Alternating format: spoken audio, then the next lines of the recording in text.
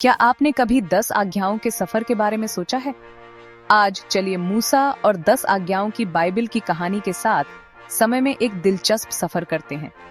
कहानी की शुरुआत माउंट सिनाई से होती है, जहां मूसा भगवान की मौजूदगी की चमकती आग के बीच खड़े हैं और उन्होंने पट्टियों पर पहली लिखावट के अनुसार 10 आज्ञाएं लिखी, जो प्रभु ने सभा के दिन आग के बीच से पहाड़ पर तुमसे कही थीं। मूसा बताते हैं, श्रद्धा के साथ मूसा स्वयं भगवान द्वारा लिखी गई पत्थर की गोलियों को लेते हैं। पहाड़ से नीचे उतरते हुए मूसा पवित्र गोलियों को अपने द्वारा बनाए गए संदूक में सुरक्षित रखते हैं। और मैं मुड़ा और पहाड़ से नीचे आया और उन गोलियों को उस संदूक में रखा जो मैंने बनाया था, और वे वहां हैं जैसा कि प्रभु ने मुझे आज्ञा दी थी। इसराइलियों का सफर जाकान के बच्चों के बेरोत से मोसेरा तक जारी रहता है।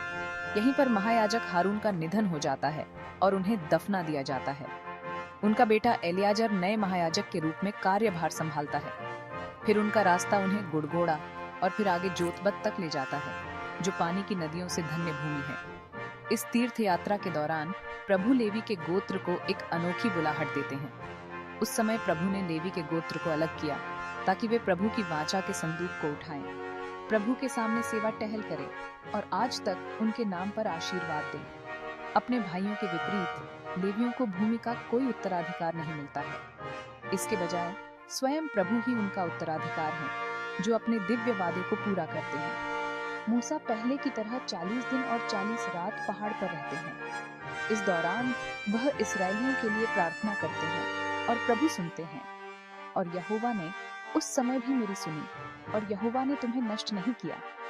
फिर प्रभु मूसा को लोगों को उनके पूर्वजों से वादा की गई भूमि पर कब्जा करने के लिए उनके सफर का नेतृत्व करने की आज्ञा देते हैं।